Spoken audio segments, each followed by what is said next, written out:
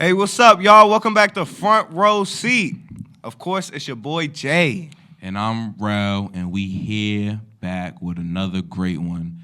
First things first, I just want to give a big shout out to Texas A&M and Tennessee. I got Tennessee in 3, and we're going to find out next week. Shout out to the Padres. You know, they not doing the best right now, but I always got to show respect to Cali right now. Cali on top, you know, they not like us, you know. Padres. Yeah, the Padres. I mean, Padres a nice team. The jersey nice, bro. It's fire, but like, Thank you, Issy. ain't you like a Yankees fan, bro? What's going on? Yes, I'm a Yankees fan. All right, that was probably misconstrued. Right. So, this is my shot. So, I'm a Yankees fan. I was just wearing this because it was nice with the fit. It was nice with the fit. That's why I was wearing this. You can't see, but I got Uptowns on all white. I'm a diehard Yankees fan. They're not in our division. They're not. I think.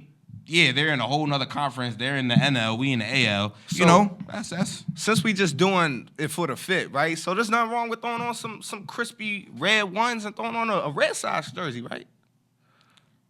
Okay, where does that correlate? Yankees, Red Sox, rivals. Yankees, Padres, barely even play each other in the season. It's another team, regardless. 1, 2. If you had to pick a record label that you rock with or that you grew up with, what's your record label? Like Motown. Some people say Rockefeller. Some people say I say Rough Riders. You know, what's the record label? I say good music, man. Good music. Kanye. But you're wearing a Death Row. Where you at? Where you at? No. Okay. You're wearing a Death Row. So you grew up to good music. Yeah. But you're wearing a Death Row record shirt. But that's different because Death Row is a legendary, you know what I mean? This is one of the greatest record labels in hip-hop history. Is Padres one of the greatest MLB franchises ever? Are they even scratching the top 5? Top 10? If I said yes or no, would you know? No. So there's no point in us even getting to it because you don't even know if I'm lying. Hey, but like, regardless, Boston is a legendary city. They are. If we talking about baseball with the Red Sox, I'm not so traversed with the Red Sox history. One thing I'll let you know now, they're not better than the Yankees. I'll help you with that one. But then we just have a conversation saying they just whooped y'all. Yeah, they beat us. They beat us.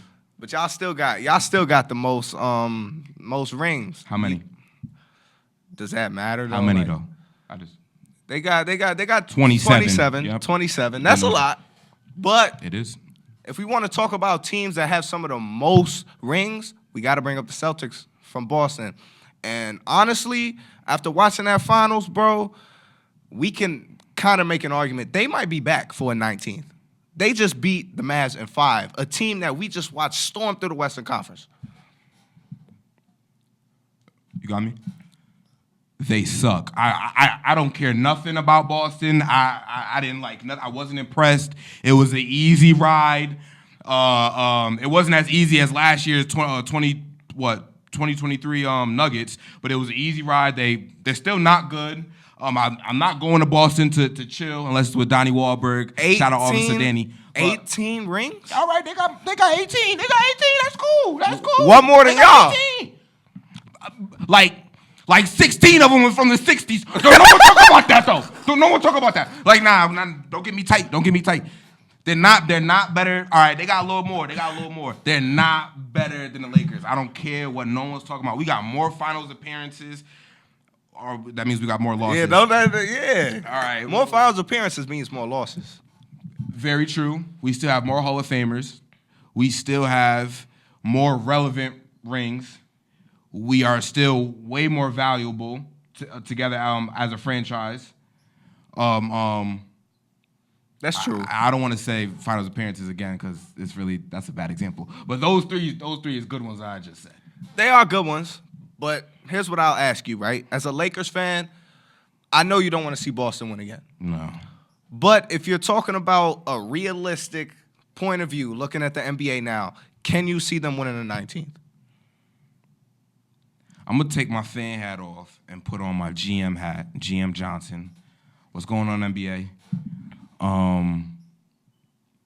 The league just got scarier.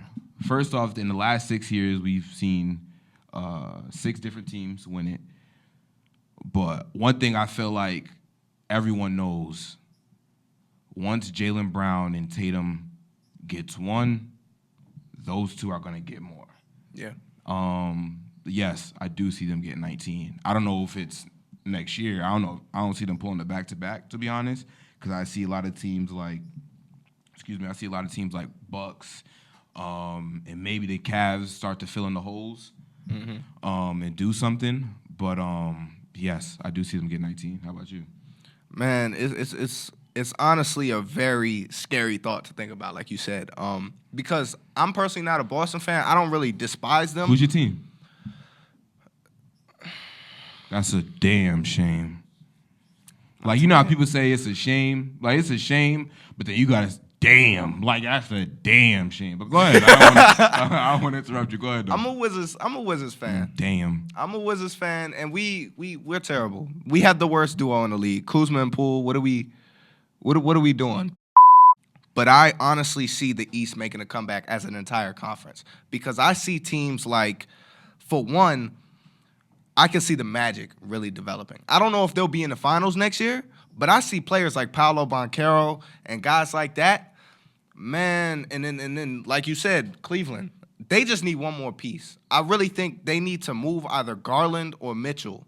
One of them two needs to get moved because they're both small guards who aren't the best defenders and aren't the best facilitators, but they can score.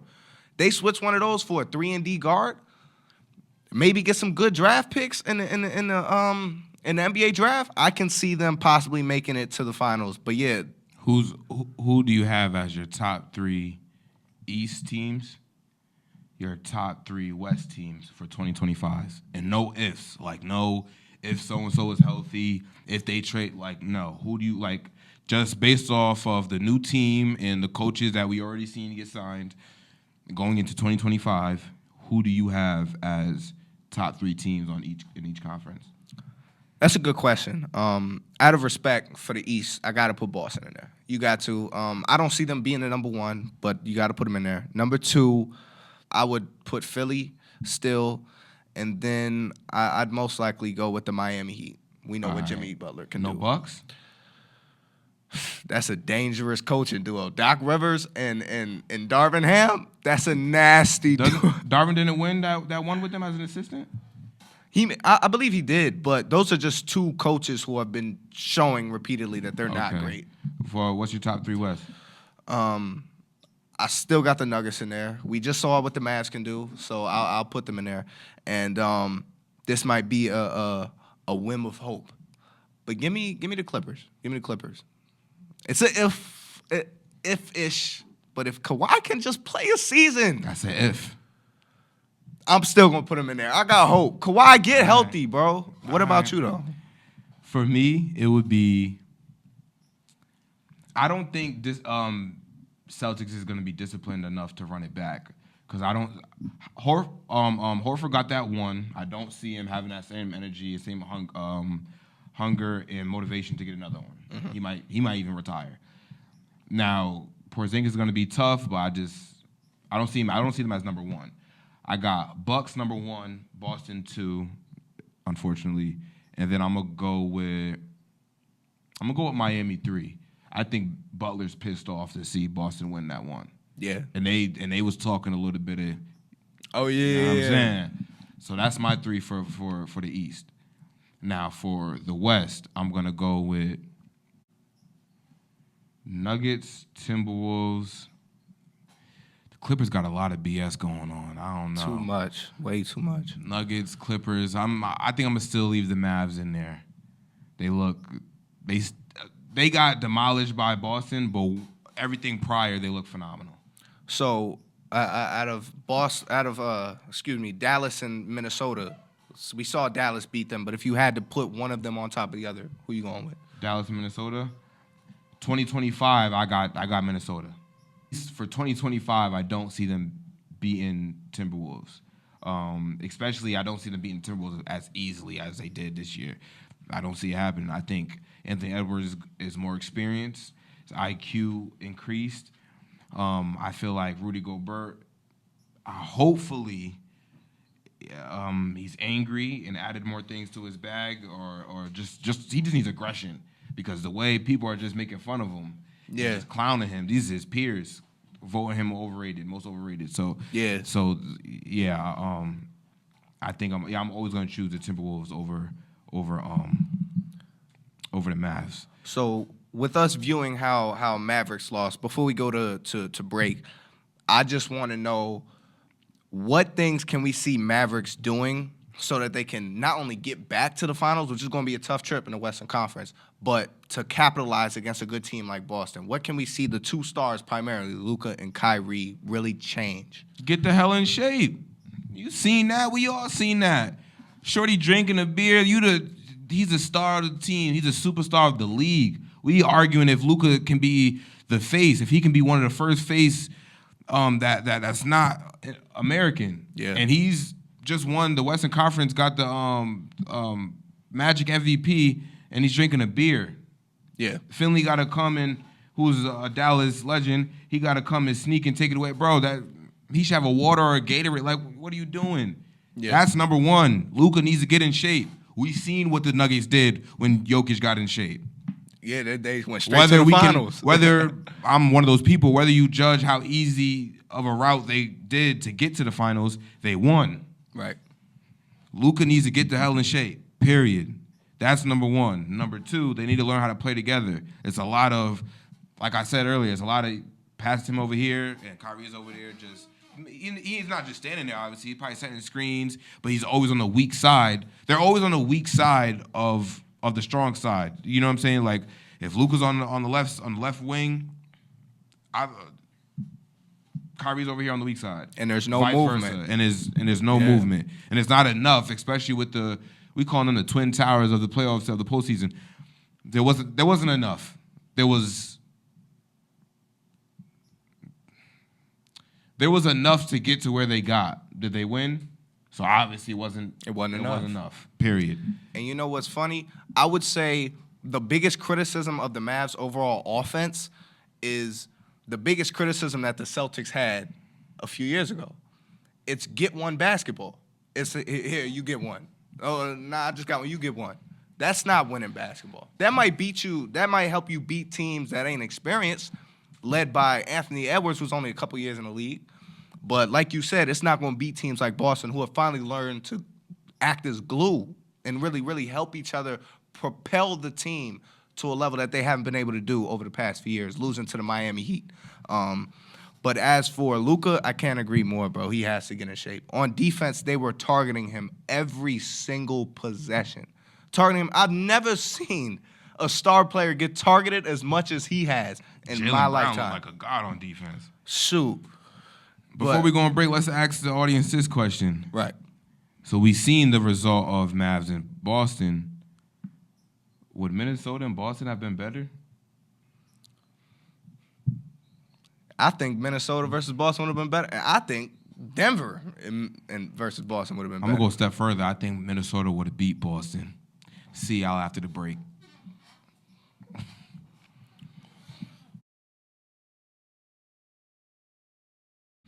Welcome back, y'all.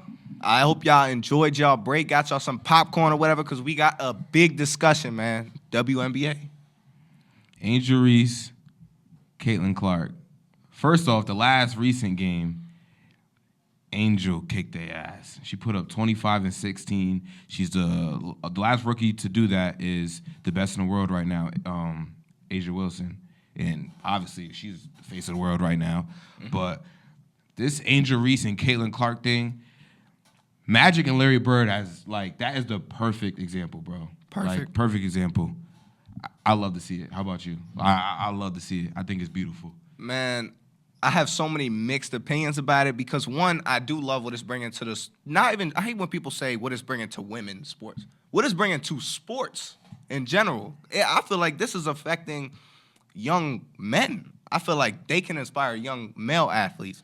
But the part that kind of gets me a little bit more disappointed is all of the internet ridiculing on both sides for Clark and Angel Reese. We have clips of Angel Reese missing a layup, some that every NBA player has done. We could pull up clips of LeBron missing layups, but that's the only things you're seeing on your timeline of Angel Reese. Then we have Caitlin Clark. And of course, there are some fouls. Her teammates do need to stick up for her some more, but A lot more. a lot more. We can't brush past that. But one thing I'd say is I'm seeing some clips on there where people are saying this isn't basketball. Like what was the her name? leaves Kennedy my Carter. mind. The veteran. Which one?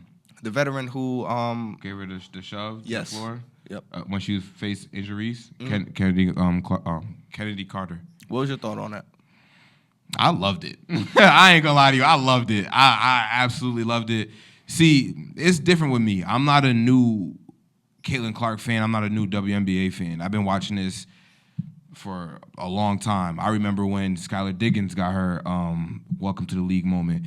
I was too young to notice, to see it in '08, but I remember hearing stories about Candace Parker getting her welcome to the league moment. So me personally, I love it.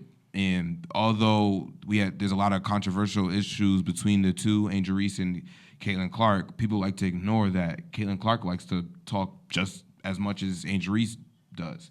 The only thing is, Angel Reese, she's from Baltimore, so she's probably a lot louder. Yeah. You know what I'm saying? So that I feel like that also, like you said, the social media issues and things like that definitely annoys me. That takes me out as a fan. But specifically on Kennedy Carter, I loved it. I thought it was dope. No, it wasn't good for the team because it obviously led to technical foul and it could have led to maybe a suspension, but I'm glad it didn't. I think people are being a little soft because they're girls. Yeah. I think things like statements from LeBron James and Charles Barkley with remarks such as "stop hating on Caitlin Clark," I think that plays into a role in increasing the sensitivity of fans towards the WNBA, and I think that's corny. I think those remarks from those two gentlemen was corny, but that's a sidebar. But yeah, Kennedy Carter, I loved it, bro. Absolutely. So I'm curious, right?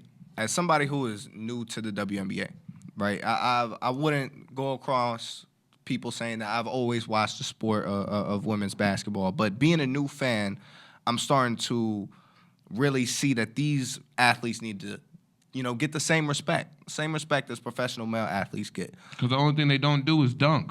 They execute their plays a lot better. You can see the growth and you can see the X's and O's a lot better watching WNBA. The NBA, like, is kind of clouded up with talent. Like, you'll see a play get screwed up because someone waved off their person and took the open lane baseline and got a posterizer dunk. That's great for highlights and ESPN SportsCenter and TikTok. But if you want to learn the game, go watch the girls. Go watch college. Yeah, and I would say that coaching, from what I've seen, matters more in the WNBA because you can't rely on certain players to get a window of opening at the free throw line and then explode for a dunk. You won't be able to see that. You won't be able to see players create 5 feet of space with one dribble move, jumping 5 feet behind the line. Like, they don't have the athleticism of that. So you have to see these coaches really articulate plays very meticulously. I would just like to ask you, what is your experience being a diehard WNBA fan for the past few years, for as long as I've known you? Go Suns. What is it like to see so many different people come into the sport and see so much attention flock their way that you didn't see before? Is it a bittersweet feeling? It's bitter. It's definitely bittersweet. But I'm used to it because I'm a Lakers fan. I'm a Kobe fan first. But I watched Warrior fans appear out of thin air. I watched LeBron fans turn into Laker fans out of thin air. Like, so I'm a kind of almost immune to it due to experiencing that with being a Lakers fan. I will say I think with the girls it's just a bit more annoying. And I say it's a bit more annoying because although now there's more attention, now there's also more ignorance. There's also people who's watching the game now who honestly don't know anything about the WNBA. Right. Don't know anything about these players. Don't know anything about what they did in college. like it's a lot of things. Like there's people who don't know who Kelsey Plum is, but they know who Caitlin Clark is. Yeah. And a lot of the records that Caitlin broke, she had to get through Kelsey Plummer. Plum. Like, come on now, Plummer is her. Like, are we kidding me? A lot of people don't even know who Jackie Young is. That's for Chicago, ain't it?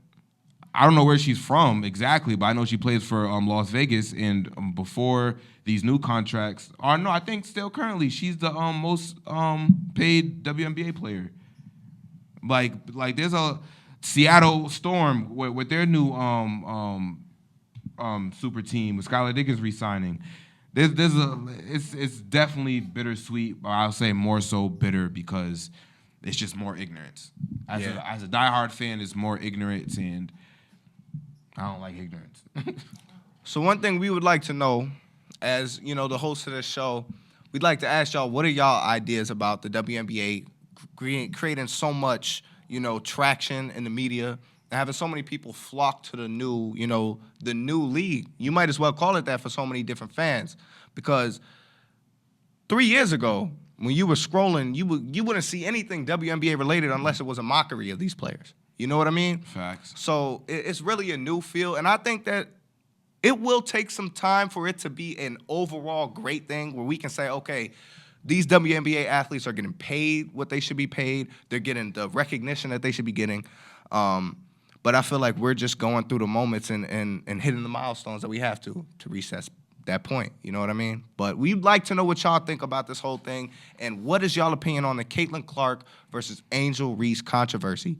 Do you think it's getting played out too much, or do you think that these players need to, embrace the physicality and aggression that comes with team sports? Or do you think Caitlin Clark is just flopping? And shout out to Cameron Brink. Get well soon. We gonna see you next season. ACL tear. That was tough to watch, tough to see. But Sparks is young, and the Sparks, they up and coming. So, big shout out to Cameron Brink. Get well soon. Can't wait to see you. We're going to catch y'all in a minute to talk about boxing. Oh.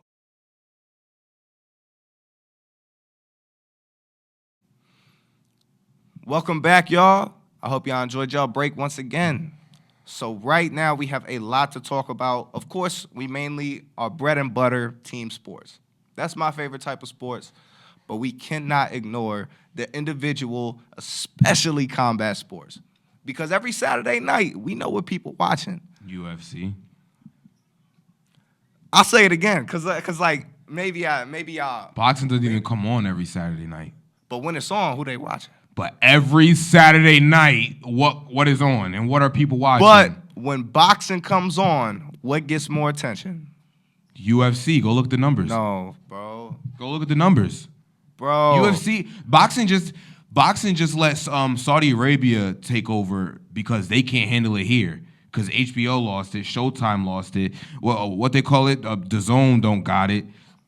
Come on now, UFC over boxing all day. UFC is not over boxing, bro. Let's talk about the mechanics of Look the at sport. the numbers. It's not my opinion. Look at the numbers. Let's talk about, if we want to look at the numbers, let's look at the historical numbers. Boxing has been killing it for a century. We like to talk about recency bias. Are we talking about all time, or are we talking about right now? We're about to talk about We're talking about the sport. Okay, the sport that's going on right now, the matches that we're about to see right now, UFC is being shown way more than boxing. What are we talking about? You literally opened up this segment and said, what comes on every night? UFC. Boxing does not come on every night.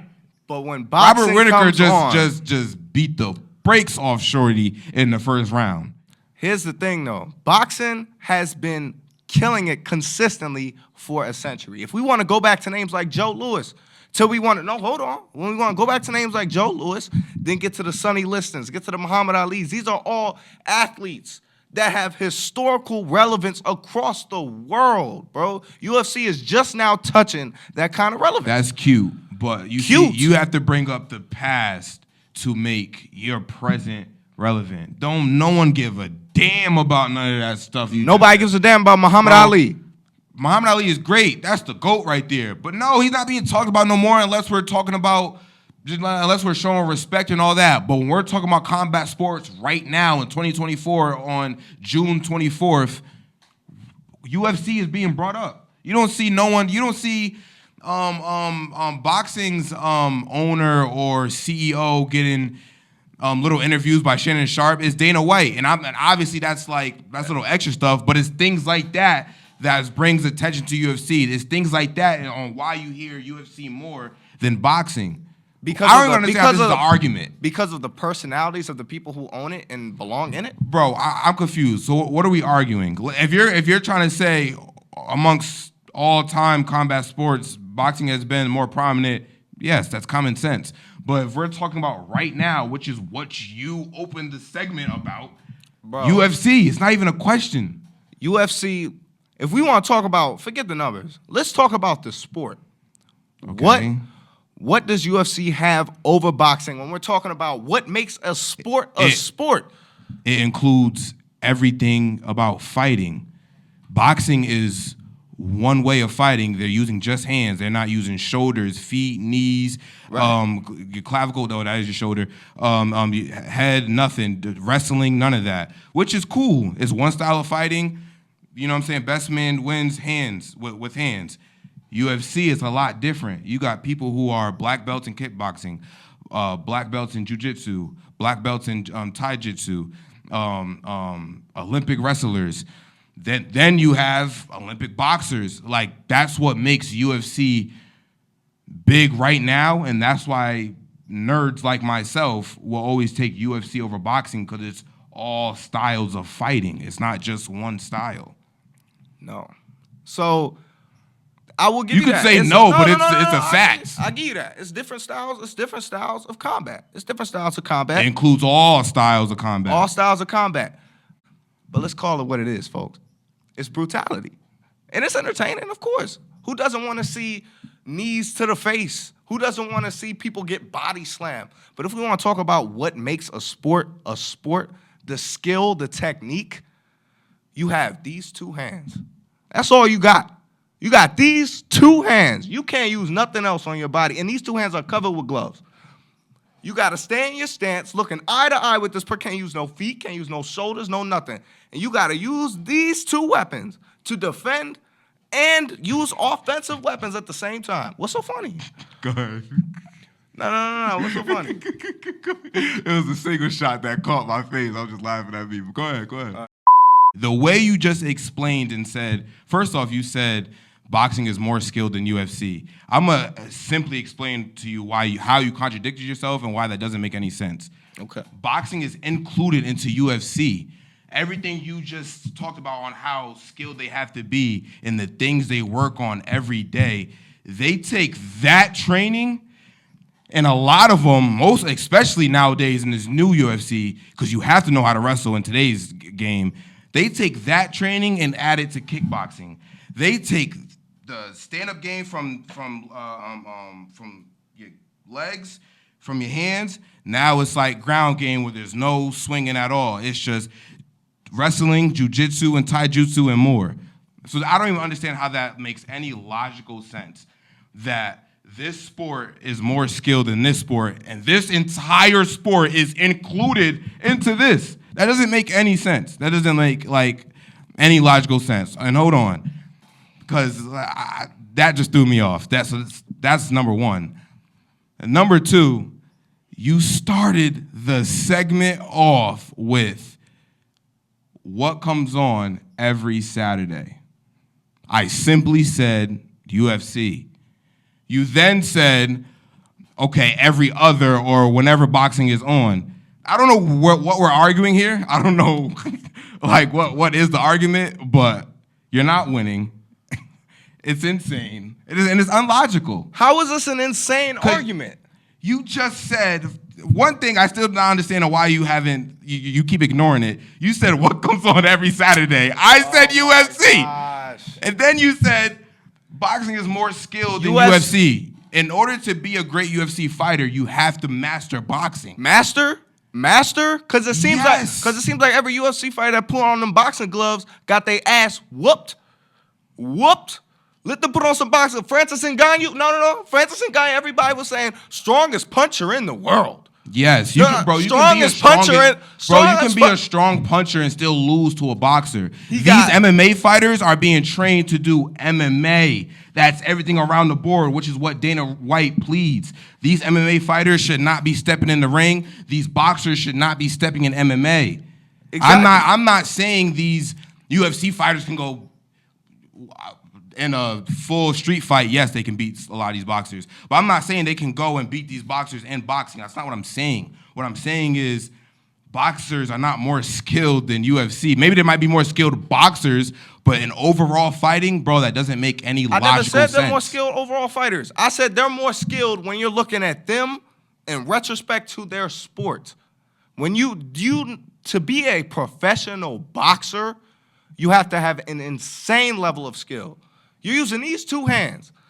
And like I said before, I brought up the point, what is a sport without its rules?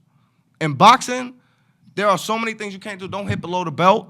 There's many regulations that a player has to abide by in order for them to win this fight. Now in the UFC, let's go over the rules, Liz. You just said one rule from boxing that UFC has, bro. You said hit below the belt. You can't do that in UFC either. You can't kick somebody in the leg. That's below the belt, bro. Below the belts is nuts. Below the belt is anything below the belt. Obviously, you can't hit legs in boxing, bro. Exactly. That's what I'm saying, bro. In UFC, what are the rules? So what's the argument here? Are you saying boxing is the face of combat sports? Yes. So okay, then why do we have tape of you saying UFC is the best? Oh well, I already know how this is gonna play out. No, it's not I'm gonna gonna show play you the like clip, this. and you're gonna be like, I see it because it happens all the time. So best and face are the same thing. That's not the question. That's what you said. What I'm saying is my there was God. one time, bro. That's not the question. I literally just said you said UFC was the face, and now you're saying it's not. I promise you, I'm going to find proof of you saying it on Vox Wave because you said it. I didn't say the best. You said the face. Roll the clip. Although we know the face of combat sport right now is Face of combat sports. I'll give it to it. It's MMA. It's okay. UFC. But so as long as we get that out the way. But anyways, back to boxing. If we want to look at the recent sports of boxing, I will say one of the things that has tremendously put a dent in the entire sport, and we talked about this at Vox Wave, was the gimmicky. I know. Bro, you're not finding that clip. Boxing, we discussed how the biggest thing that has put a detriment to the sport is the gimmicks. How we're bringing people like Jake Paul and Logan Paul, KSI, all these guys to the sport. And I feel like it's really damaged it. But even honestly, Ryan Garcia a little bit. definitely. I thought he was a YouTube fighter. I didn't know he was trained like that. I'm glad he is. I love to see kind of what he has brought. But I thought he was a YouTuber. The trolling on TikTok and all that. Yeah, the shadow boxing and all that. Yeah. Bro, he's up there with me on the trolling and ruining the sport.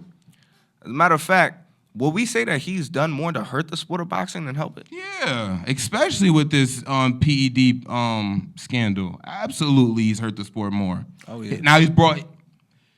Boxing is dying, no matter how anyone likes it or not. Boxing is dying. So he still brought attention to it. Whether you think it's good or not, he still brought some kind of attention to it, you know? Because there was a point in time no one was buying tickets. They had to do more fundraisers to sell out the Devin and Garcia fight. Yeah, it wasn't selling like that. You know, so and I felt like Garcia had to get into his bag of trolling, which led to drinking beer at the press conference, upping it. Haney pushed him in the face at the fake press off. Yeah, just a bunch of that. Like, and that stuff kind of really, it turns so many fans away from boxing, but that's also in an inverted way why I respect Tank so much, honestly, because like you said, in a dying sport, we're seeing somebody like Tank quietly. I mean, he has a big mouth, you know, he talks crazy, but when you look at his numbers, he is quietly making a case for the GOAT. Very quietly, like, when Floyd Mayweather was at his 30-0 place in his career, people were already throwing GOAT status at his face. Floyd this, And Floyd he that. didn't nearly have as many knockouts as Tank has now. And he was busy running from Manny. And like we have situations like that, and now we have Tank, who is beating people like. You think Tank is running? I got Tank over a lot of these new heads, but do you think Tank is running from Shakur? Should Tank have already gave Cruz his rematch? Not Cruz.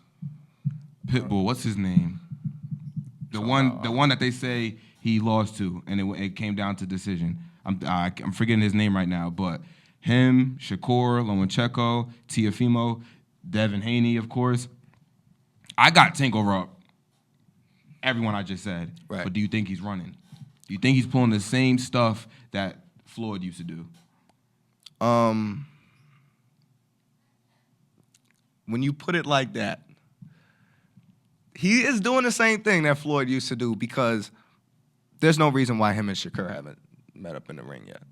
There's no reason why, when they're both at that level in their career, and then especially with Tank taking down dudes left and right over here, whether it's a internet star like Ryan Garcia or a very competitive fighter like Frank Martin. And I'll give you, Frank was good. Frank wasn't on his level. I want to see Tank fight someone better. Frank wasn't on his level. and Frank is great. Frank is great, but like Tank said, you should have waited. Frank is not on his level yet. Do you think that stunted his growth? Yes, I do. Absolutely. When people get knocked out like that, bro, before he knocked him out, he hit him with an uppercut that made him drop his hands. I've never seen that in UFC. I've never seen that in boxing when they got hit that bad and they made him like knocked out standing up. Yeah, bro. And then I'll give you this. I will definitely give you this, since we pulling up tapes. He predicted the fight, right? He said Tank in round 8. Roll the clip. Realistically, I got Tank in 8. I got Tank in 8. If anything, Tank unanimous decision. I'm really like that. They better stop playing with me, son. They better stop playing with me. I'm future GM Johnson. You know what I'm saying? Stop playing with me, son. He What predicted anything. I got all. And then we gonna roll another clip of me talking about saying Kyle Lowry is gonna get traded before DeMar DeRozan. And who disagreed? Who disagreed? Raise your hand if you disagreed. Raise your hand if you disagreed. Yeah, that's completely different. It don't matter. I'm Who's still the better right. player? Oh, DeMar. Who's gonna make the Hall of Fame first? Who got the ring? Kyle Lowry. Yeah, come on. All right. But back to boxing, though. Before we end this segment, we gotta talk about that guy Lomachenko. We gotta talk. You still thinking about it? Nah, go ahead. But we gotta talk about that guy Lomachenko before we send y'all to break. What he did to Kambosos. Get up. To land 3 times as many punches as your competitor did in the fight, that's something that should be talked about. And because these guys don't have the media coverage as somebody like Tank does, they're not really being talked about. But man, what are your thoughts about that? I loved it, bro. Lomachenko put on a clinic that entire fight. I loved it. Kambosos Jr., he looked great. Don't get me wrong, he definitely looked great. I thought I was gonna see more. But he definitely looked great, but Lomachenko was just on.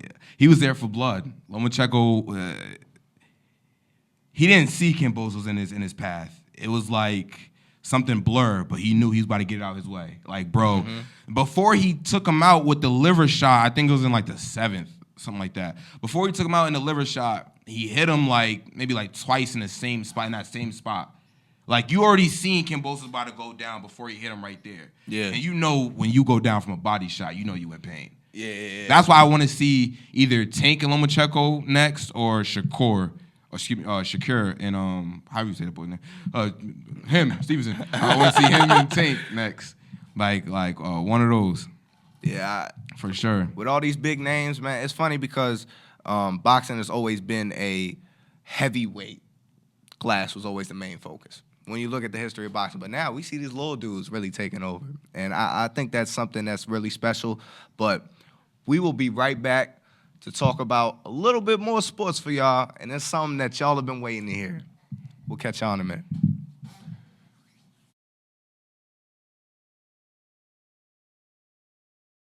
Clip, you really forgot. We're not finding that clip. I'm gonna make I sure want we to put don't money find up. that. I'm gonna keep it gangster Make with sure we you. don't find I want to put money up. I'm telling you. I'm telling you. It's I find that clip.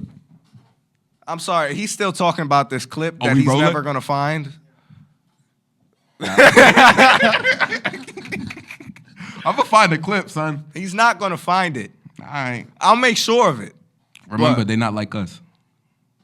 Wop, wop, wop, wop, wop.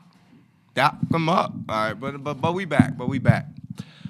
Before we get off the topic of sports, I wanted to make sure that we touched hockey. I mean, the finals are going on. Game 7. It's been nearly 100 years since we've seen a team blow a 3-0 lead in hockey.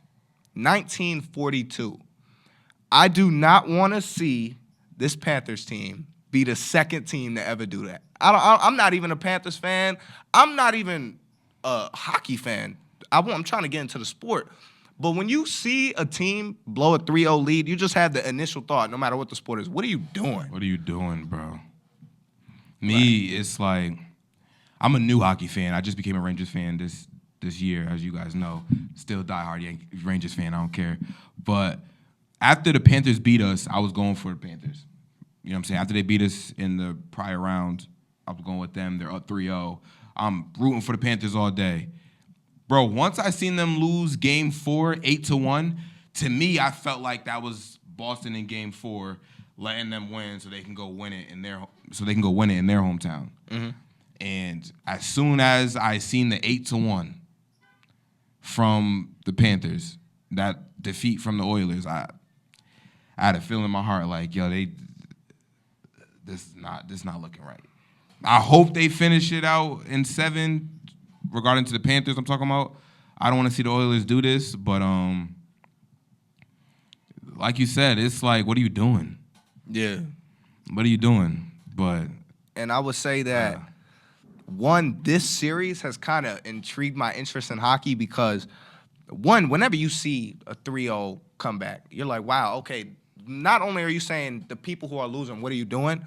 You're looking at the people who are coming back and saying, bro, what are you doing to come back? Like, 3 games? You're at every 3 games of the last 3 games or elimination games for them, and they pulled through each time. So I'm really looking at this team like, wow, okay, y'all got something special, this Oilers roster. And I'm really interested in hockey, so I started doing a bit of a deep dive. And I don't know if you've ever seen this play, but I came across this play from Michigan. I believe it was in like the 90s or the 80s. There was a play of somebody scoring a goal, right? He's behind the goalpost. He picks the puck up, scoops it in, and then just drops it into the net. And I looked at that, and I immediately thought about the conversation we had about most skilled athletes. And I was like, bro. You want to go watch some more clips? Go watch Connor McDavid. Really? He's an Oilers player, bro. He's breaking Wayne Gretzky records, like single game points, single postseason points, like finals points and things of that nature. Connor McDavid, go watch him. Like, you want to see something great, go watch him. And the same way I'll ask, what are you doing to the Panthers, is the same thing. We're gonna transition. The same thing I'm gonna ask England and all that. What's up with Mbappe? How y'all like I know he rocks with PSG, I know he rocks with France, but England, y'all don't got nobody. Y'all got a few people, but y'all letting France take everybody. Like, Mbappe going to Real Madrid? Real Madrid in France, right? Like it is, right? I believe so. Like, what's going on? And PSG, how don't you hold on to that? Nah, Madrid is in Spain. Oh, France, how you lose that? France, what's going on with you? How you lose that? What's going on with you? You tweaking. England, you still tweaking. Like, come on, son. Come on, yo. How you lose Mbappe, though? Nah, for real, but nah. And shout out to Mbappe for the things he's doing in a political matter. He's not just a phenomenal player on the field. He's a great person off the field. The things he's doing for his country, little things like I'm not playing or I'm not gonna play for a country if I don't respect their, if I don't respect their code of ethics and morality. Like I love that from a player, from an athlete. And Mbappe being so young, I think he's only like 23. You don't see people at 30. You don't see athletes at 33 doing that. You know what I'm saying? So want to give big shout out to that. But France, what's going on? Yo, get That's it a great together. question. Get it together. To piggyback off of what you said in terms of, seeing Mbappe really take a stand, I feel like it's not only uniting just, black people in Europe, but it's uniting black people globally. You know what I feel like mean? it's uniting people.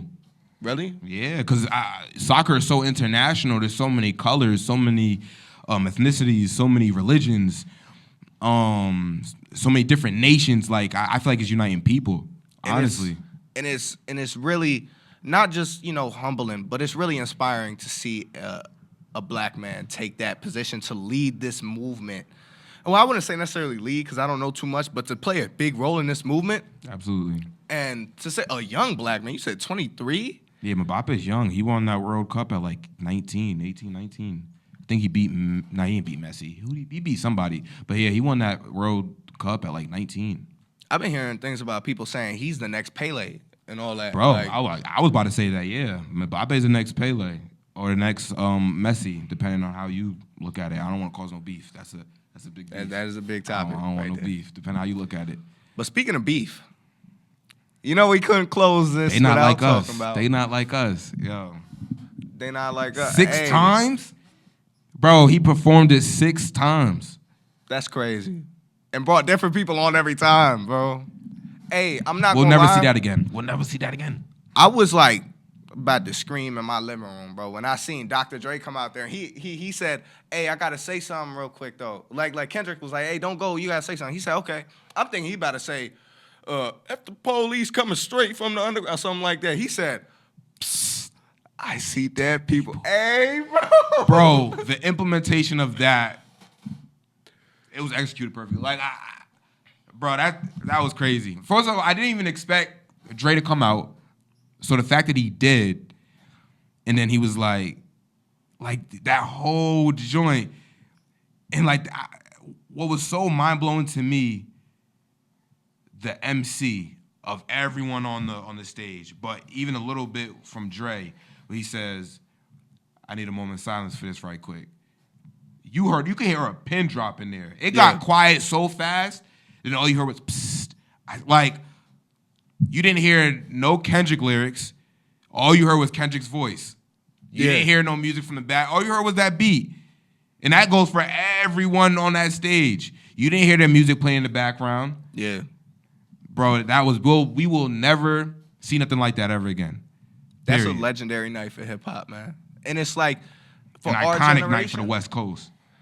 And they're making a cut because the West Coast was suffering. If we talking about other the South just been running everything in hip hop. For sure. So seeing the West Coast make a comeback, and it's like our parents talked to us so much about seeing the 1994 Source Awards, about seeing DMX perform, about seeing so many different things, and we finally get to tell our kids, bro. We remember when Kendrick. Beat your ass and hide the Bible with God watching. Sometimes you gotta pop out and show niggas. Certified boogie man, I'm the one that up the score with him. Walking down, whole time I know he got some pulling him. Extra shit, bully devoring him. Say Drake, I hear you like I'm young. You better not ever go to cell block 1. To any bitch that talk to him and they in love, just make sure you hide your little sister from him. Drake, if you haven't already, just throw in the towel, bro.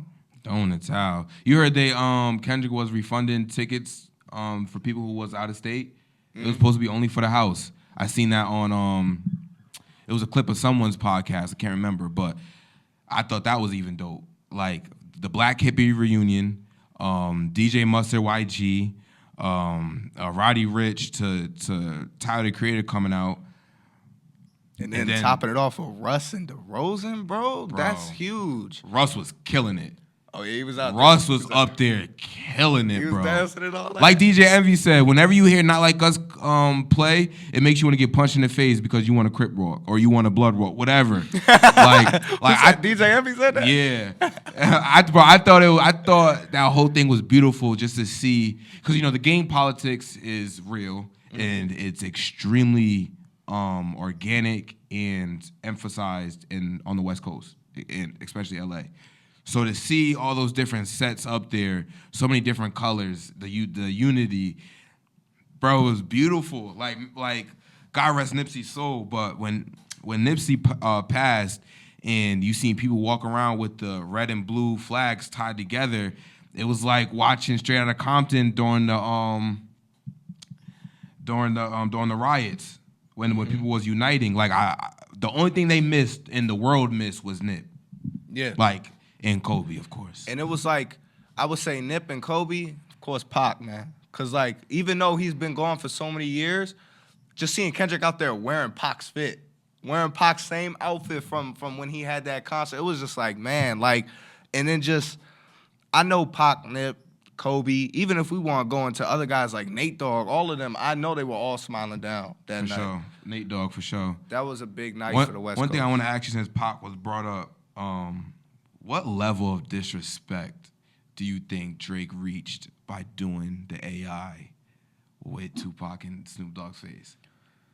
I'm glad you asked that, because initially I feel like I was looking at it from an ignorant standpoint. Because I was looking at it like, oh, that's kind of cool. Like AI, because AI is so new. I'm like, wow, they got Snoop and Pac on here. But then I started to think like Pac would never side with Drake in this situation. And I'm not even saying that to call Drake out on his morality or anything like that, because I personally don't know the guy. But I would say off the information that we know, and plus Kendrick being from the West Coast, Pac would never hop on a Drake song in the midst of this beef. Right. So for you to even do that, and then use Snoop, I know Snoop ain't give you permission for that, bro. For sure. Like, man, but I thought that was extremely disrespectful, like you just said. I thought Kendrick entered back perfectly. It was calculated, as you can see, and it was executed to the T.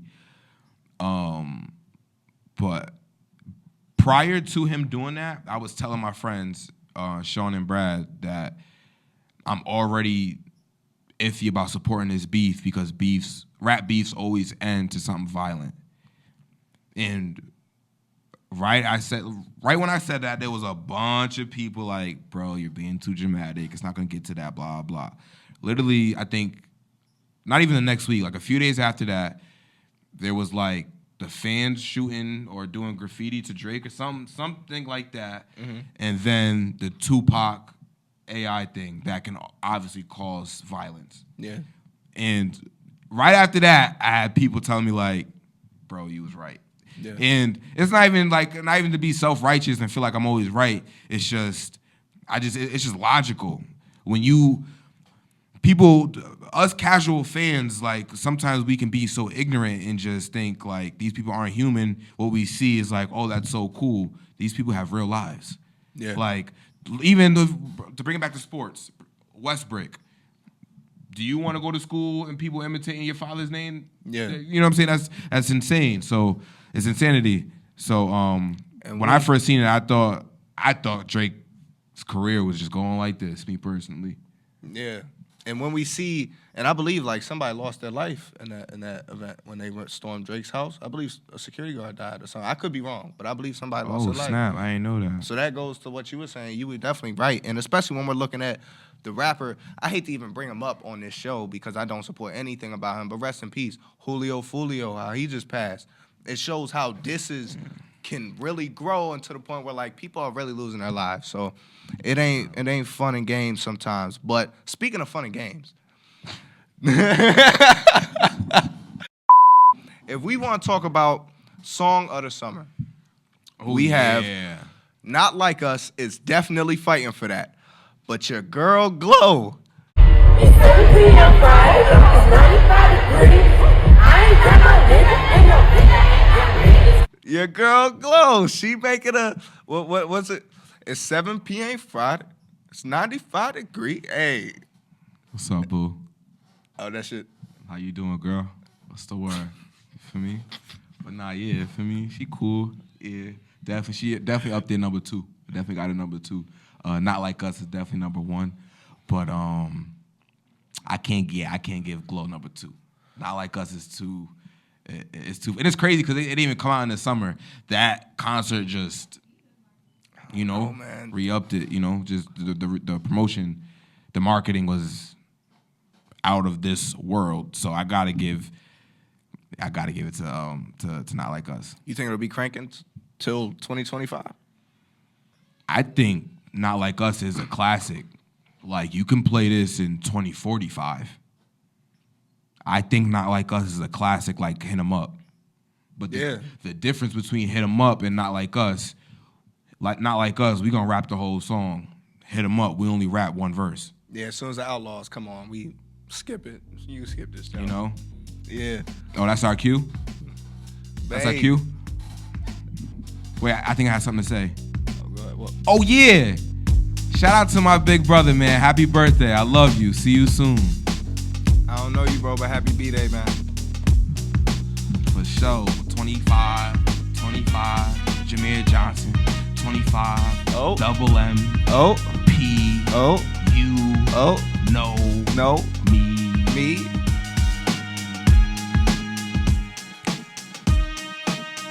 It's 7 p.m. I don't know.